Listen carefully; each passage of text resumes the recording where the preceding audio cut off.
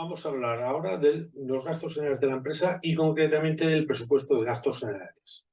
El servicio de gastos generales internamente va a funcionar como una obra, va a tener un presupuesto, va a recibir unos costes, unos gastos por medio de alaranes y partes de obra y facturas.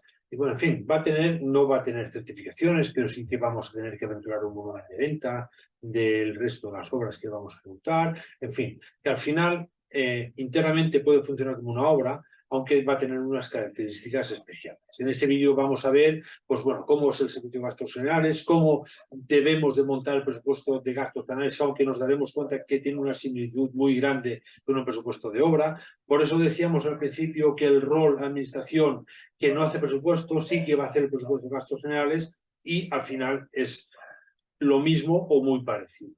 Vamos a ver cómo se organizan los capítulos, conceptos del presupuesto y por último vamos a ver también la distribución mensual de los gastos, que es una de las características propias del presupuesto de gastos generales. El objetivo de este vídeo, comprender el uso del presupuesto de gastos generales para el posterior desarrollo en la propia empresa.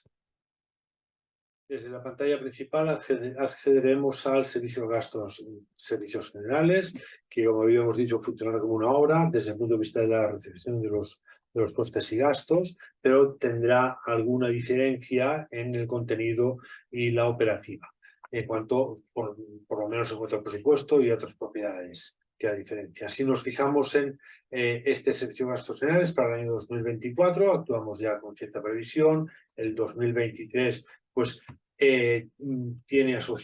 está asociado al 2024, es decir, el 2024 hereda propiedades del 2023 y así el 2023 hereda propiedades del 22 y así sucesivamente.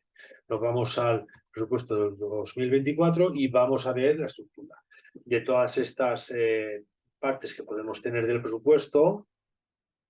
Resumen anual, centro de costes generales, otros gastos generales de la empresa. Vamos a centrarnos en la estructura del presupuesto de gastos generales de la empresa. Si desplegamos, vemos que tenemos 3 capítulos: capítulo de gastos generales de la empresa, capítulo de sueldo de gastos generales y, por ejemplo, capítulo de amortización. Cada empresa puede montarse su estructura de gastos generales a su conveniencia y a su gusto.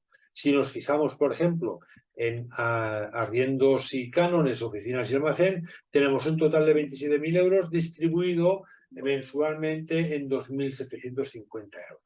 O, por ejemplo, si nos vemos en este de publicidad y relaciones públicas, bueno, pues son 1.300 euros. Tenemos previstos gastarnos 1.300 euros, 300 euros en marzo, 300 en junio, en septiembre y 400 en diciembre. Bueno, vamos a ver cómo podríamos dar de alta esta distribución de gastos. Bueno, pues bastará le pondremos un código y una descripción a este recurso o este concepto de gastos generales y diremos los distintos importes que queremos que se produzcan en el mes 3, el 6, el 9 y el 12.